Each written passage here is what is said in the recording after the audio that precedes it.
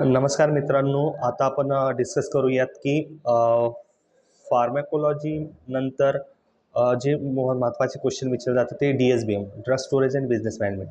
तुमच्या रिटेलच्या शॉपची साईज किती असावी, त्यानंतर डिफरंट लीगल आस्पेक्ट जे आहेत, फॉर्म नंबर आहेत, ते फॉर्म नंबर कोणत्या प्रकारचे असेल, लाईक की रिटेल देन होलसेल, यासाठी कोणते फॉर्म नंबर हवेत, त्यानंतर कोणत्या वेगवेगळ्या प्रकारचे लायसन्स इश्यू केले जातात, या प्रकारचे क्वेश्चन्स तुम्हाला फार्मासिस्ट एक्झामिनेशनमध्ये विचारू शकतात. त्यानुसार तुम्ही स्टडी करायचा आहे, त्याचा एक चार्ट बनवू शकतात. माझे काही व्हिडिओ मी लिंक तिथे तुम्हाला शेअर करतो आहे. त्यामध्ये फॉर्म नंबर, लायसन्स नंबर कोणते यूज करायचे ते डिटेल्समध्ये आहेत.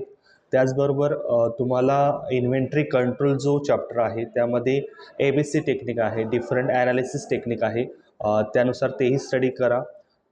त्यानंतर कोणत्या रिक्वायरमेंट असतात शॉपसाठी